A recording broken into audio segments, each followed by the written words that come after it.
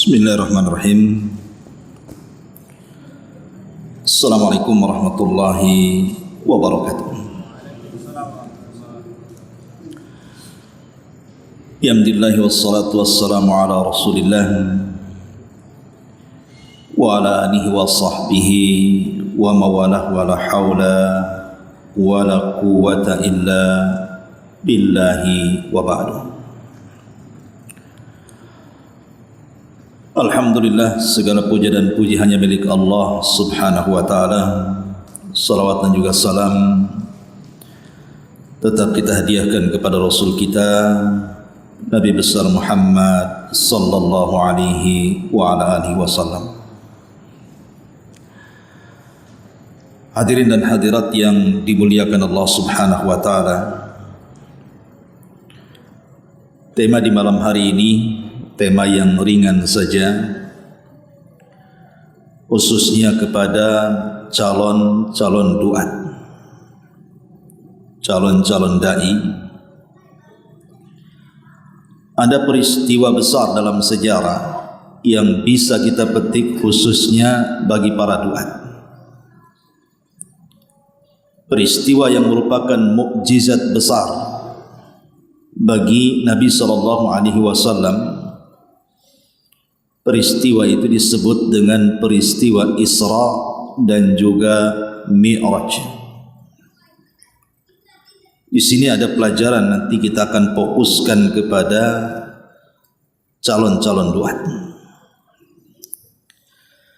Ma'asyiral muslimin yang dimuliakan Allah subhanahu wa ta'ala, peristiwa Isra Mi'raj ini menjadi polemik para ulama tentang kapan terjadinya. Ada yang mengatakan bahwa peristiwa ini terjadi di bulan Rabiul Awal. Ada yang mengatakan bahwa peristiwa ini terjadi di bulan Rajab. Ada juga yang mengatakan bahwa peristiwa ini terjadi di bulan Ramadan. Tapi yang masyhur bahwa peristiwa Isra dan Mi'raj itu terjadi di bulan Rajab. Tapi kita tidak bisa memastikan. Dan kita tahu bahwa peristiwa ini terjadi antara tahun ke-11 dari kenabian Nabi kita Muhammad sallallahu alaihi wasallam. Ada yang mengatakan terjadi tahun ke-12. Artinya 1 tahun sebelum hijrah Nabi sallallahu alaihi wasallam. Adapun peristiwa ini digambarkan di 2 surat. Pertama, kalau kisah tentang Isra sendiri itu digambarkan dalam surah Al-Isra sendiri. Ayat awal-awal di dalam surah Al-Isra.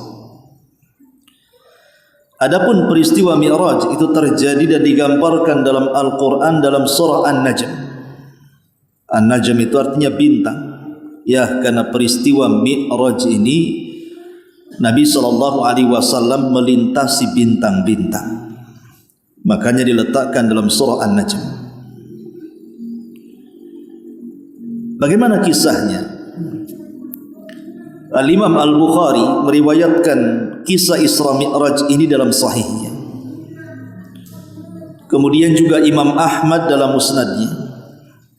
Bahkan ulama-ulama ahli tarikh juga mengkisahkan dalam buku-buku sejarahnya tentang peristiwa Isra Mi'raj ini.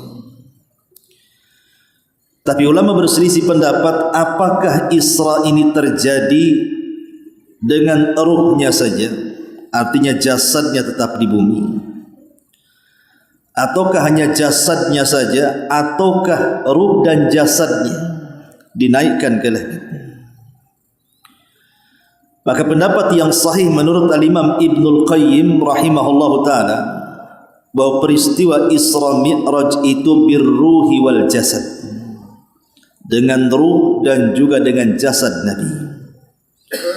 Makanya Imam Al-Qurtubi mengatakan, kalau seandainya Isra Mi'raj itu terjadi ruhnya saja, maka ini apa bedanya dengan mimpi? tidak dijadikan mukjizat besar layaknya orang bermimpi. Tapi kalau seandainya Isra Mi'raj itu terjadi dengan ruh dan jasad, barulah ini mukjizat besar, di mana tidak ada satupun para nabi, bahkan para malaikat sekalipun, yang mampu tembus sampai ke Sidratil Muntaha.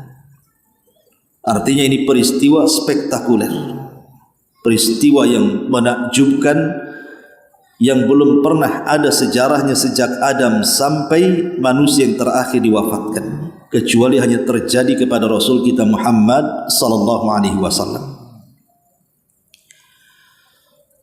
Ma'asyiral muslimin yang dimuliakan Allah Subhanahu wa taala, sebelum terjadi Isra Mi'raj, ada peristiwa yang sangat menyakitkan bagi Nabi sallallahu alaihi wasallam, di mana Nabi sallallahu alaihi wasallam mengalami kesedihan hampir 1 tahun. Bahkan tahun itu disebut Amul Hazni, tahun kesedihan. Kenapa?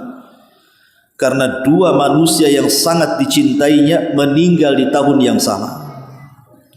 Pertama Abu Talib, paman Nabi sallallahu alaihi wasallam, dan yang kedua istri beliau Khadijah bintu Khuwailid radhiyallahu anha. 2 manusia yang selama ini menopang dakwahnya meninggal di tahun yang sama. Bahkan Nabi sallallahu alaihi wasallam mengalami penderitaan yang luar biasa dalam dakwahnya setelah kematian 2 manusia ini. Mulailah Rasul SAW menawarkan Islam ke kabilah-kabilah dan meminta mereka untuk melindungi Rasul dalam rangka menyebarkan dakwah Islam. Tapi tidak ada satupun kabilah yang mau melindunginya. Akhirnya Nabi SAW berencana pergi ke daerah yang jauh dari Mekah. Terpikir Rasul SAW ingin berdakwah ke kota Taif. Berangkatlah Rasul ke Taif. Tapi sampai di Taif, semua kepala-kepala suku di Taif mereka serentak satu nafas untuk mengusir Nabi SAW. Maka mereka pun mulai melakukan kekerasan dengan cara melempari Rasul dengan batu. Maka Rasul pun harus menghindar dan melarikan diri, sehingga Rasul SAW terjebak di kebun kurma. Di kebun kurma milik Rabi'ah. Tapi di kebun kurma inilah terjadi peristiwa besar juga, di mana ada sekelompok jin dari Yaman, dari jin-jin Nasibah, nyasar ke kebun kurma itu. Ketika Nabi SAW sedang melaksanakan salat fajar, kemudian jin-jin ini mendengar suara Al-Quran yang dilantunkan Rasul dalam salatnya. Tiba-tiba mereka sekali mendengar Al-Quran, mereka pun beriman, dan kisahnya direkam dalam suratul jin. Qul uhiya ilayya annahu istama'a nafarun minal jinni faqalu inna sami'na qur'anan ajaba, ila akhiril ayat. Seolah-olah ketika orang-orang Taif tidak mau masuk Islam, mendengarkan ayat-ayat Al-Quran dibacakan Rasul, maka Allah ganti dengan makhluk lain dari kalangan jin yang kemudian beriman kepada Nabi SAW. Dan di situ juga ada seorang laki-laki bernama Adas, seorang Nasrani, yang kemudian juga masuk Islam, yang ketika itu posisinya sebagai budak yang bekerja di kebun itu.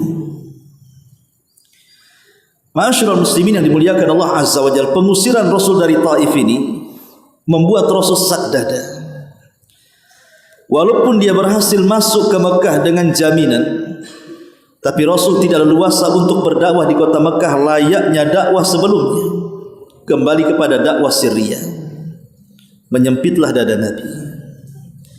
Disinilah Nabi SAW ingin dihibur oleh Allah Subhanahu wa taala agar dia jangan putus asa, dengan menaikkan Nabi SAW ke alam yang belum pernah dia pijak sebelumnya.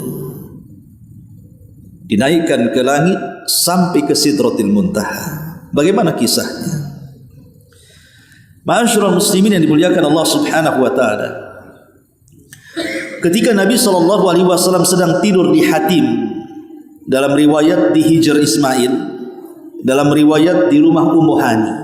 Jadi ada 3 riwayat. Ada yang mengatakan Rasul tidur di Hatim, ada yang mengatakan Rasul tidur di Hijr Ismail di sebelah Ka'bah, ada yang mengatakan dia tidur di rumah Ummu Hani. Disitulah Jibril alaihi salatu wasallam membangunkan Nabi sallallahu alaihi wasallam, kemudian membelah dada Nabi sallallahu alaihi wasallam, mengambil jantungnya, kemudian mencucinya dengan air zam-zam di dalam bejana emas, kemudian memasukkan banyak hikmah di dadanya. Kenapa terjadi pembelahan dada dan berapa kali Rasul dibelah dada? Ada yang mengatakan 3 kali, ada yang mengatakan 2 kali. Yang mengatakan 3 kali pembelahan dada itu pertama ketika Nabi SAW berada di kabilah Bani Sa'diyah.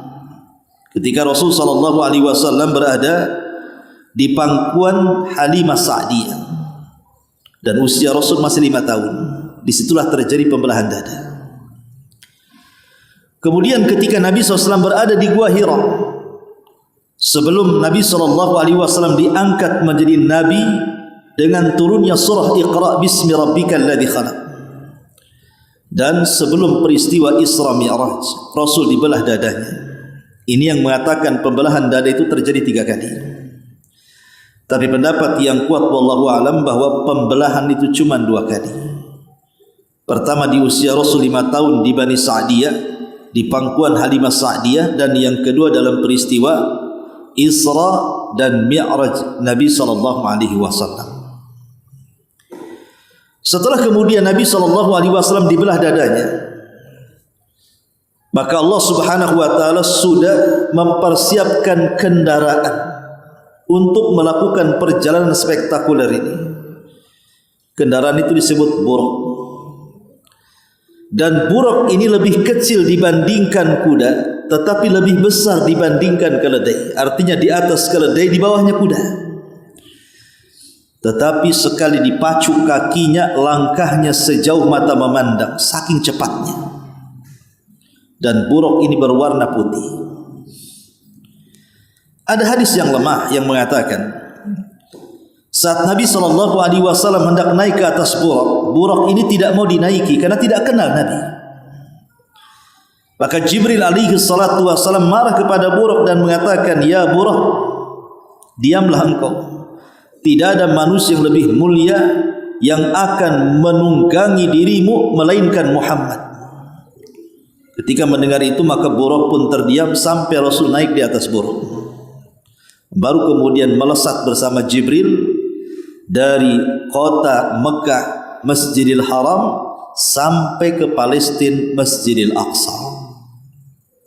Dari sini kita tahu bahwa Rasul sudah pernah ke Palestina dalam peristiwa Isra Mi'raj ini. Kenapa yang dipilih Masjidil Aqsa? Karena hanya ada 3 masjid yang memiliki keutamaan di dunia ini. Pertama, Masjidil Haram, orang yang solat di dalamnya sama dengan 100.000 kali solat dibandingkan di masjid-masjid yang lainnya.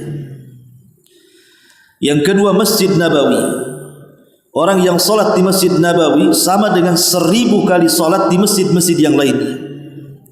Dan yang ketiga, Masjidil Aqsa, pahalanya sama dengan 500 kali solat dibandingkan di masjid-masjid yang lainnya.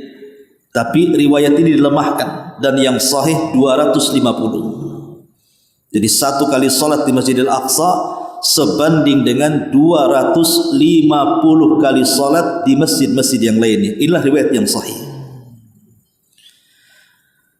Lah sampai di sinilah peristiwa yang disebut dengan Isra, dan itu digambarkan dalam surah Al-Isra di ayat pertama. Setelah Nabi SAW sampai di Masjidil Aqsa, rupanya Nabi SAW sudah dinanti oleh para nabi. Jadi para nabi datang dengan ruh-ruh mereka, kemudian digambarkan di belakang Nabi SAW, dan mereka meminta bahwa Rasul disuruh untuk mengimami mereka dalam salat. Kalau ada yang bertanya, lah Rasul aja belum sampai di Sidratil Muntaha, artinya belum ada kewajiban salat. Kenapa Nabi SAW bisa salat sebelum adanya perintah salat? Kalau peristiwa itu setelah terjadi Mi'raj, ya, karena sudah ada perintah salat. Tapi salatnya Rasul menjadi imam di belakang para nabi, wallahu a'lam bagaimana bentuknya, apakah digambarkan di belakang Rasul para nabi itu. Tapi yang jelas bahwa Rasul SAW mengimami para nabi itu sebelum peristiwa Mi'raj. Padahal salat itu diperintahkan setelah Mi'raj. Maka jawabannya adalah salat itu sudah diperintahkan sebelum adanya Isra Mi'raj, tapi belum diwajibkan. Rasul salat itu hanya 2 rakaat di pagi dan di petang hari. Baru setelah peristiwa Mi'raj inilah berlaku salat 5 waktu. Sama dengan puasa. Puasa sudah diperintahkan, di Mekah Rasul sudah puasa. Tapi diwajibkannya puasa itu pada tahun 2 Hijriah, setelah hijrahnya Nabi SAW. Nah, setelah Nabi SAW salat di belakang para nabi dan Rasul, dari sinilah wajar kalau Nabi SAW dikatakan Sayyidul Anbiya'i wal Mursalin, pemimpinnya para nabi dan Rasul, karena dia menjadi imam bagi seluruh para nabi dan Rasul. Seolah-olah mereka mengatakan bahwa engkaulah wahai Muhammad menjadi estafet terakhir untuk meneruskan dakwah tauhid yang pernah didakwahkan oleh para nabi dan Rasul. Ya, karena dia nabi yang terakhir, kata Rasulullah, nabiyya ba'di, tidak ada nabi sepeninggalku. Maka sebelum kemudian Nabi SAW naik ke atas langit, ingat buraq itu hanya sampai di Masjidil Aqsa saja. Kemudian Rasul menambatkan buraq, lah tempat tambatan buraq itu konon hari ini dijadikan tembok ratapan orang-orang Yahudi. Dulu buraq itu ditambat di situ, di tembok itu. Tapi sekarang tembok itu menjadi tembok ratapan, dan orang Yahudi mengklaim itu bagian daripada Haikal Sulaiman. Ketika Nabi SAW hendak di-mi'rajkan, artinya mi'raj itu dinaikkan, maka tiba-tiba Jibril membawa 2 minuman. Pertama susu, dan yang kedua khamr. Tapi Nabi SAW memilih air susu, kemudian meminumnya dan meninggalkan khamr. Padahal ketika itu khamr belum diharamkan, masih boleh diminum. Karena pengharaman khamr itu terjadi di Madinah setelah hijrah. Tapi Nabi SAW tetap memilih susu dan meninggalkan khamr. Maka Jibril mengatakan, kalau engkau memilih khamr wahai Muhammad, maka engkau akan terfitnah, begitu juga umatmu. Tapi karena engkau memilih air susu, maka laqad hudita wa hudiyat ummatuka. Engkau telah diberikan hidayah dan umatmu juga akan diberikan hidayah. Maka mulailah kemudian Nabi SAW melakukan Mi'raj pertama sampai di langit pertama, dihantar oleh Jibril alaihi salam. Ketika sampai di langit pertama, maka Nabi Jibril alaihi salatu wasallam mengetuk pintu langit.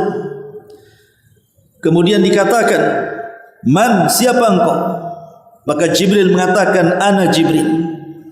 "Wa man ma'aka, siapa bersama engkau?" Maka Jibril mengatakan, "Muhammad." "Awa qad uhiya ilaihi, apakah dia sudah diperintahkan untuk naik ke langit?" Kata Jibril, "Na'am, ya." Maka pintu langit terbuka.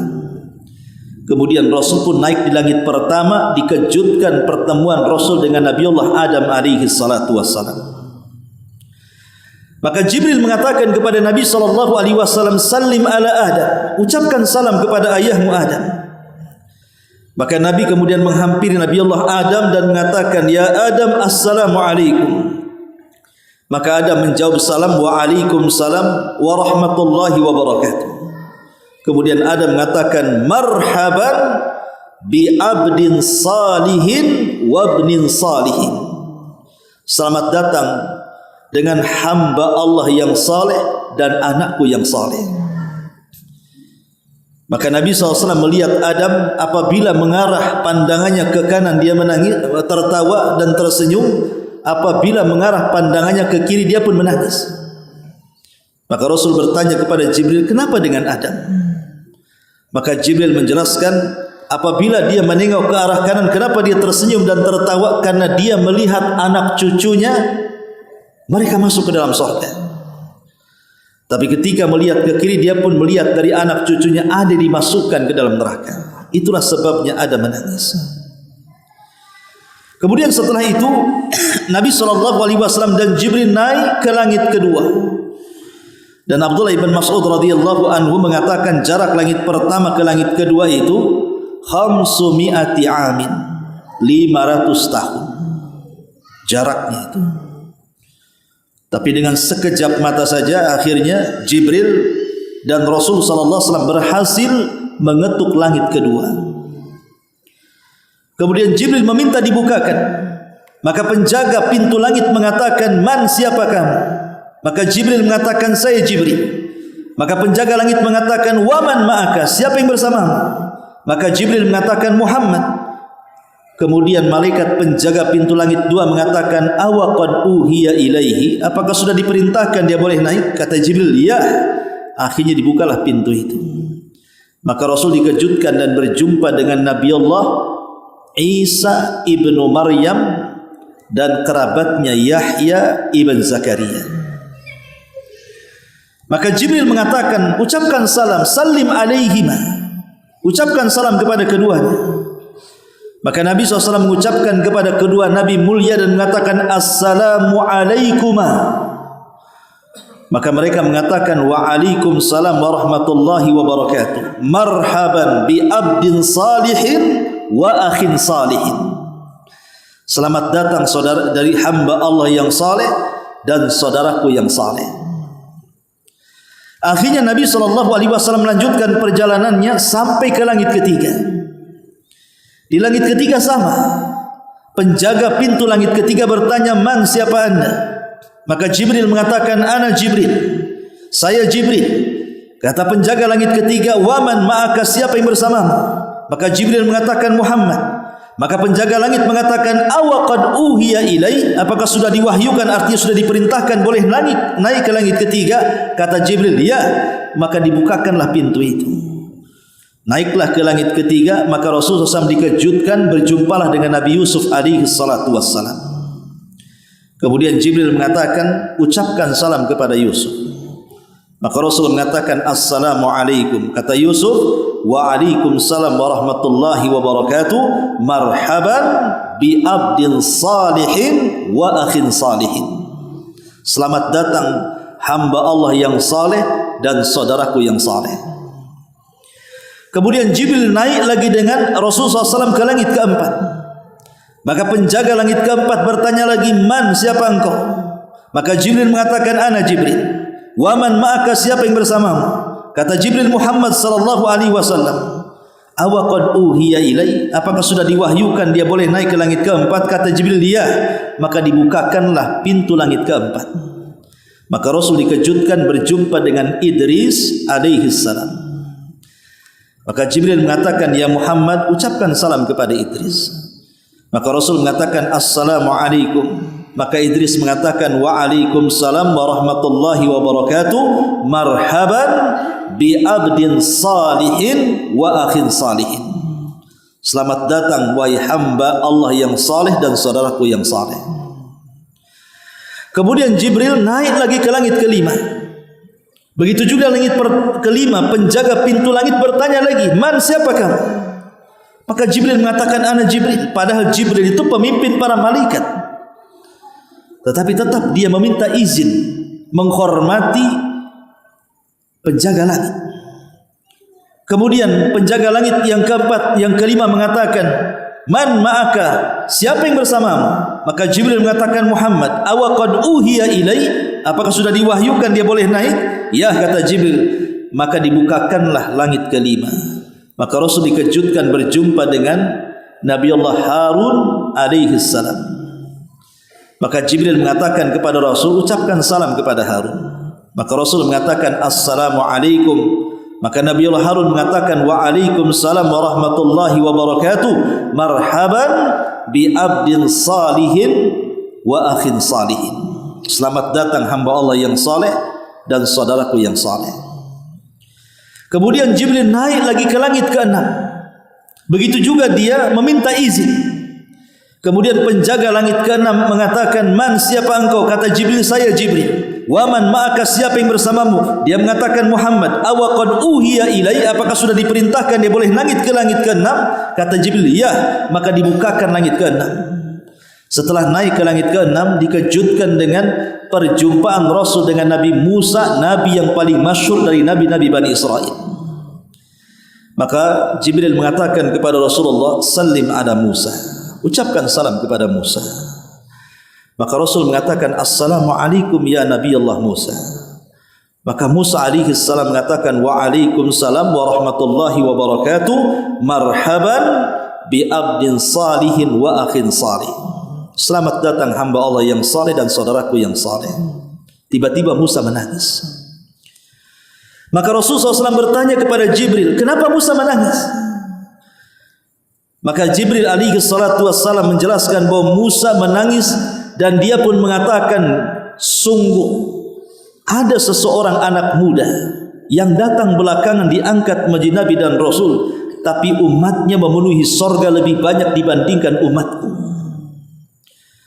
Akhirnya kemudian Rasul sallallahu alaihi wasallam dengan Jibril diangkat ke langit yang terakhir, ke langit ke-7. Disitulah berjumpa dengan siapa? Nabi Allah Ibrahim alaihi salatu wassalam. Kata Rasul, "Tidak ada nabi yang mirip mukanya dengan diriku melebihi Ibrahim." Wajah Rasul persis seperti wajah Ibrahim alaihi salam. Ya, karena Rasul adalah keturunan Ibrahim alaihi salam. Kemudian setelah itu Nabi SAW diajak oleh Jibril ke mana? Ke tempat Ka'bahnya para malaikat. Di mana tempat Ka'bahnya para malaikat? Di Baitul Ma'mur. Disitulah Nabi SAW melihat setiap hari ada 70.000 malaikat yang masuk ke Baitul Ma'mur, kemudian tawaf, kemudian setelah tawaf mereka pun keluar dan tidak pernah kembali. Tapi besoknya datang malaikat yang lain dengan jumlah yang sama 70.000 masuk, kemudian tawaf, kemudian keluar dan tidak pernah kembali lagi. Begitu setiap harinya. Inilah firman Allah Subhanahu wa taala, "Wa ma ya'lamu junuda rabbika illahu wa ma huwa illa dzikra lil bashar." Wa la ya'lamu junuda rabbika illahu. Tidak ada yang tahu berapa jumlah para malaikat kecuali Allah Subhanahu wa taala. Kemudian Jibril mengatakan, "Aku tidak bisa mengantar dirimu. Sampai di sinilah aku bisa mengantar dirimu." Tiba-tiba Jibril beralih rupa menjadi bentuk aslinya. Itulah kedua kalinya Rasul melihat Jibril dalam bentuk asli. 600 sayap yang terbentang, di mana satu sayap Jibril saddal ufuk, bisa menutupi langit, dan itulah sayyidul malaikah, pemimpinnya para malaikat.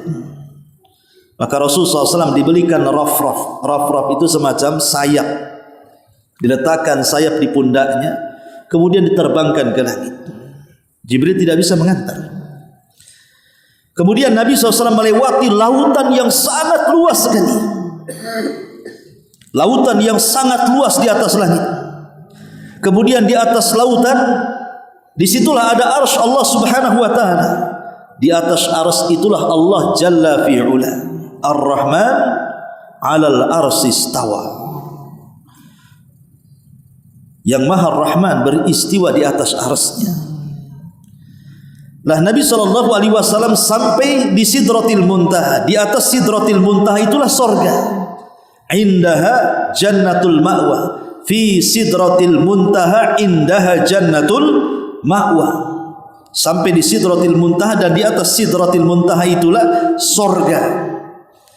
Dan ujung daripada sorga adalah arsy Ar-Rahman. Sebagaimana Rasul mengatakan, "Idza sa'altumullaha fas'alul firdausil a'la fa innahu a'lal jannah wa fawqahu arsyur rahman."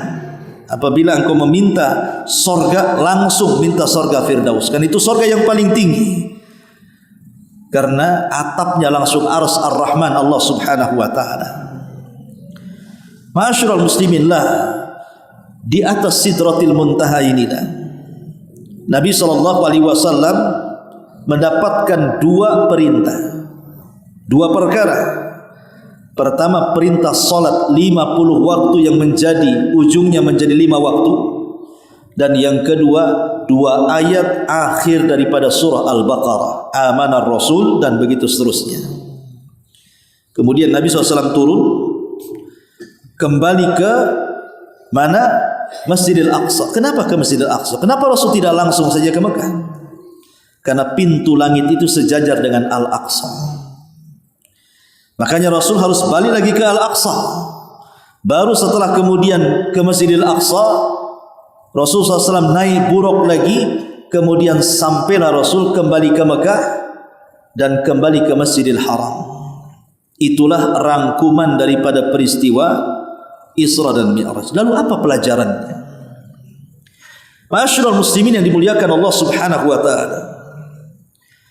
Ketika Nabi SAW naik ke langit pertama berjumpa dengan Adam, naik ke langit kedua berjumpa dengan Isa dan Yahya, naik ke langit ketiga berjumpa dengan Yusuf, naik ke langit keempat berjumpa dengan Idris, naik ke langit kelima berjumpa dengan Harun, naik langit ke langit ke berapa? Ke-6 berjumpa dengan Harun, ke-6 berjumpa dengan Musa, dan ke-7 berjumpa dengan Ibrahim. Pertanyaan pun muncul, kenapa hanya nabi-nabi ini saja? Bukankah Nabi itu ada 25 Nabi dan Rasul yang kita kenal dalam Quran? Walaupun jumlah para Nabi itu ribuan, tapi yang kita kenal adalah 25 Nabi dan Rasul. 18 namanya tercantum dalam surah Al-An'am, dan lebihnya tercantum di beberapa surat dalam Al-Quran, sehingga genap menjadi 25 Nabi dan Rasul. Tapi kenapa dalam peristiwa Isra Mi'raj hanya Nabi-Nabi ini saja? Hanya 8 Nabi. Adam, Isa, Yahya, Idris, Yusuf, kemudian Harun, kemudian Musa, kemudian Adam. 8 Nabi. Ada apa dengan 8 Nabi ini? Kenapa dipertemukan dengan Nabi SAW? Disinilah bekal dakwahnya. Al-Imam At-Tayyibi rahimahullahu ta'ala, yang dinukilkan perkataannya oleh Al-Hafidh Ibn Hajar Al-Asqalani dalam kitabnya Fathul Bari, menjelaskan kenapa Nabi SAW dipertemukan dengan Adam. Seolah-olah, kata Imam At-Tayyibi, sebagaimana Adam alaihi salatu wassalam dihijrahkan dari sorga ke bumi, maka Rasul pun akan dihijrahkan dari Mekah ke kota Madinah. Jadi Isra ini adalah persiapan hijrah. Adam dihijrahkan dari mana? Dari sorga ke bumi. Maka Rasul pun akan dihijrahkan dari Mekah ke kota Madinah. Artinya Rasul SAW akan membuka sejarah baru yang sebelumnya belum pernah terjadi. Karena dengan hijrah, kaum muslimin yang lemah akan menjadi kuat. Dengan hijrah, kaum muslimin yang tidak punya negara akan punya negara. Kaum muslimin yang susah menyebarkan dakwah, justru dari kota Madinah ini akan tersebar dakwah ke seantero dunia. Sehingga hijrah itu perlu dalam dakwah. Karena hijrah itu sunnatul anbiya, sunnahnya para nabi. Ibrahim hijrah dari Irak ke Palestina, dari Palestina ke Mesir, dari Mesir balik lagi ke Palestina, dari Palestina kemudian ke Mekah mengantarkan Hajar dan Ismail, kemudian balik lagi ke Palestina. Lut alaihi salatu wassalam hijrah dari Palestina ke Sodom, negeri yang sangat kacau. Akhirnya karena perbuatan mereka homoseksual dan lesbi, atau disingkat dengan LGBT, diazablah negeri itu. Kemudian Lut kembali ke Palestina. Musa juga hijrah dari Mesir ke Madian ketika membunuh salah seorang dari keturunan kaum Kibti. Dan semua para nabi pernah hijrah. Yunus hijrah, walaupun kemudian harus ditelan ikan. Maka Nabi SAW pun harus hijrah dari Mekah ke kota Madinah, sebagaimana hijrahnya Adam dari sorga ke dunia. Ini yang pertama. Yang kedua, perjumpaan Nabi SAW dengan siapa? Dengan Isa dan dengan Nabi Yahya. Kenapa diperjumpakan dengan dua nabi ini dalam satu lapisan langit kedua? Karena kita tahu bahwa yang paling berat ujian dakwah melawan orang-orang Yahudi adalah Yahya dan Isa. Adapun Yahya dipenggal lehernya dan dijadikan mahar wanita pelacur. Adapun Isa dikepung tempat markasnya. Kalau bukan karena Allah menaikkan Isa ke langit kedua, maka Isa pun akan jadi korban pembunuhan orang-orang Yahudi. Seolah-olah perjumpaan Rasul dengan Isa dan Yahya ini mengatakan bahwa engkau akan diuji dengan orang-orang Yahudi di kota Madinah. Dan betul, setelah hijrahnya Rasul dari Mekah ke Madinah, musuhnya bukan kafir Quraisy lagi, tapi musuhnya lebih ganas lagi. Siapa? Orang-orang Yahudi yang menghalalkan segala cara untuk membunuh Nabi SAW. Sebagaimana Yahudi membunuh Yahya, memenggal kepalanya dan mengepung Isa sampai Isa harus diangkat ke langit, dan sampai hari ini belum mati dan akan turun di akhir zaman untuk membunuh Dajjal, mematahkan salib, membunuh babi dan menegakkan keadilan. Maka Rasul pun akan diganggu orang-orang Yahudi. Dan orang Yahudi adalah orang yang paling memusuhi Islam dibandingkan musyrik Mekah. Latajidanna asyaddan nasi adawatan lilladina latajidanna asyaddan nasi adawatan, gimana ayatnya? Lilladina hudan walladina asyraku. Engkau akan dapati manusia yang paling keras permusuhannya kepada orang-orang yang beriman. Pertama orang Yahudi, baru nomor 2 orang-orang musyrik. Lihat, Rasul akan berhadapan dengan orang Yahudi. Padahal orang-orang Yahudi sebelumnya menanti-nanti Nabi. Tapi setelah Nabinya muncul bukan dari Bani Israel, dari Bani Ismail, mereka menolak, kemudian hasad, kemudian berjanji untuk membunuh Nabi SAW. Sampai Allah katakan, walan tarda ankal yahud walan nasara hatta tattabi'a millatahum. Lan masuk pada fi'lul mudhari', bimakna ta'bid, artinya selamanya. Orang Yahudi dan Nasrani itu akan memusuhi kaum muslimin sampai kita ikut mereka. Tapi ini mustahil. Kemudian setelah itu Nabi SAW diperjumpakan dengan siapa? Di langit ketiga, Nabi Yusuf. Kenapa dengan Nabi Yusuf? Ada apa dengan Nabi Yusuf? Kita tahu bahwa Nabi Yusuf itu disakiti oleh siapa? Oleh 10 saudaranya. Nabi Yusuf itu kan 12 bersaudara. Dia dan Benyamin itu satu kandung. Tetapi yang 10 saudaranya itu dari lain ibu, satu bapak, Yakub. Tapi yang 10 ini sangat hasad dengan Yusuf. Sampai saking hasadnya karena merasa bahwa Yakub tidak adil dalam kasih sayangnya, akhirnya 10 saudaranya ini menculik Nabi Yusuf dengan alasan bermain dan minta izin kepada ayahnya. Rupanya setelah itu anak kecil ini dimasukkan ke dalam sumur. Kalau bukan karena pertolongan Allah, Yusuf mati dalam sumur itu. Tapi Allah tidak berkehendak mati, ditolong oleh para pedagang yang hendak mencari air. Ketika mencemplungkan timbanya, rupanya bukan dapat air, dapat pula anak kecil. Lah sebagaimana Yusuf alaihi salatu wassalam, yang mengganggu adalah orang-orang sekitarnya, saudara-saudara dan kerabat-kerabatnya. Maka engkau juga wahai Muhammad sama. Terkadang tantangan dakwah itu justru sumbernya dari dalam, bukan dari luar. Justru tantangan dakwah hari ini bukan dari luar, kan? Dari dalam. Kita orang-orang sunnah ini kadang-kadang yang mengganggu dakwah itu orang-orang sunnah sendiri, bukan orang-orang yang menyelisih sunnah. Yang mengacau dakwah sunnah ya orang sunnah sendiri, saling mentahdir sana sini, seolah-olah mereka paling benar sendiri dan si fulan hizbi dan begitu seterusnya. Nah, sebagaimana Nabi SAW juga akan dikhianati orang-orang dalam. Makanya siapa yang pertama musuhi Nabi sebelum Abu Jahal? Abu Lahab. Siapa Abu Lahab? Pamannya Rasul.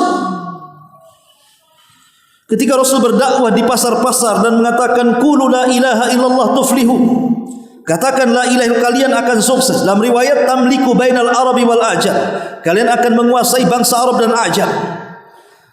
Abu Lahab datang membawa kerikil kecil, dilempari punggung Rasul dan mengatakan la tusaddiquhu fa innahu kadzib.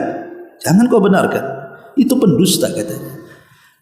Sehingga orang-orang yang menyaksikan akan meragukan dakwah Rasul. Kalau pamannya sendiri mengatakan pendusta sementara dia orang terdekatnya, macam mana pula orang jauh?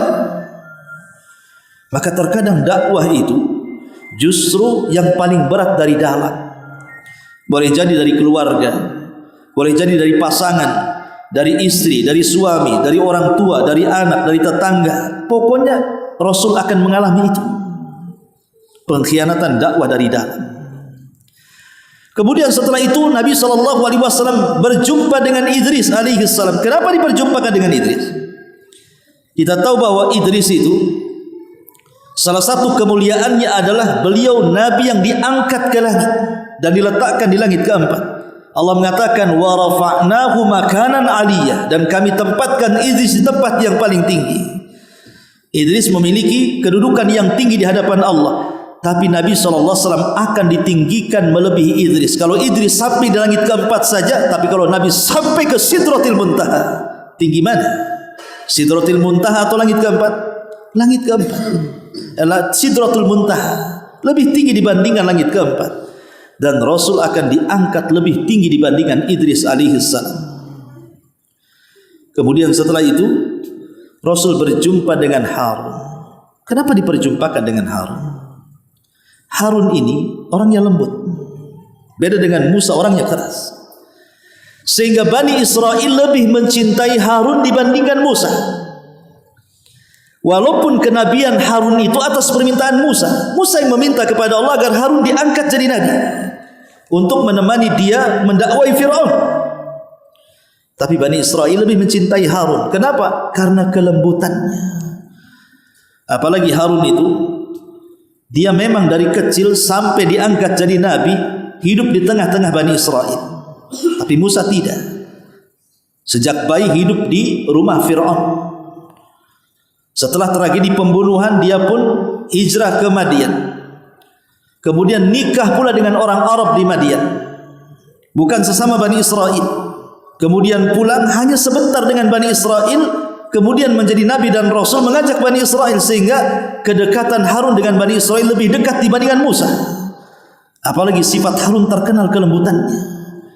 Seolah-olah pertemuan Rasul dengan Harun mengajarkan kepada Rasul dan kepada setiap yang ingin jadi seorang dai, lembutlah dalam berdakwah. Allah mengatakan, la in kunta ghalidhan qalbi lan faddu min hawlik. Kalau engkau keras dalam dakwahmu, orang sekitar akan menyingkir. Maka narifku fi syai'in illa zana. Tidaklah kelembutan menempel pada sesuatu, pasti menghiasinya.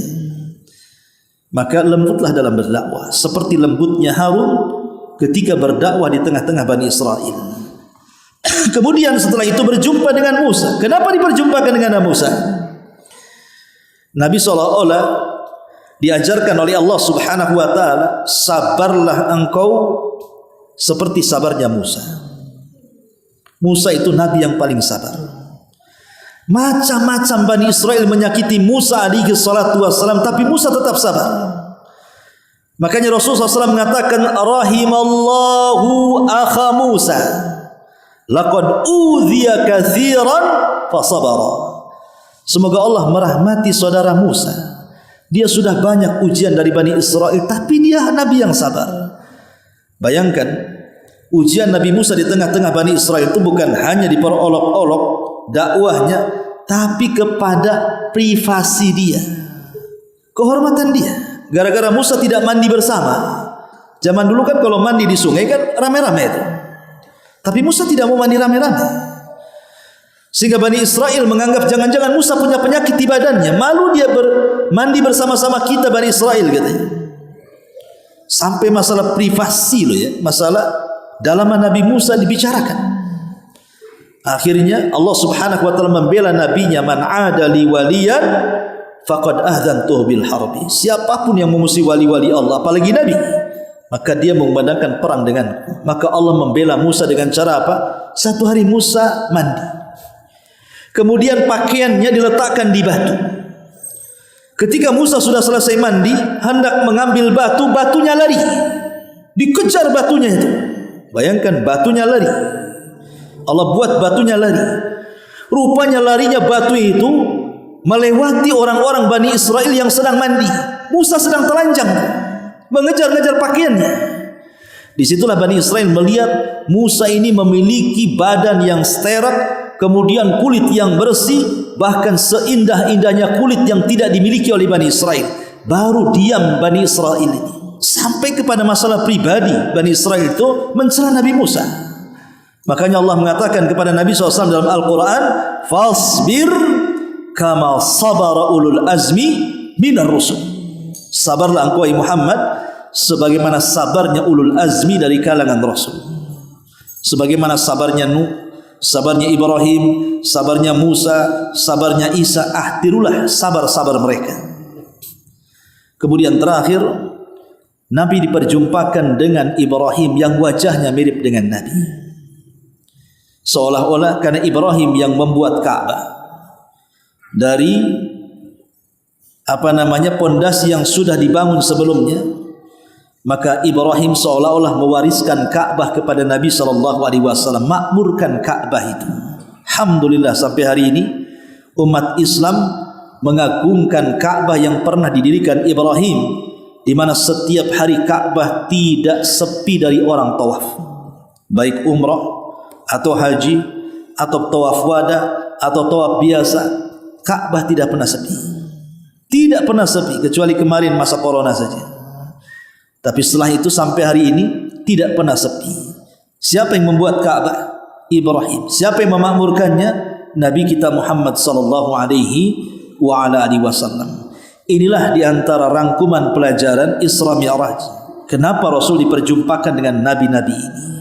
Mudah-mudahan bisa dipetik pelajarannya, dan kita akhiri kajian kita. Subhanaka wa bihamdika asyhadu an la ilaha illa anta astaghfiruka wa atubu ilaik.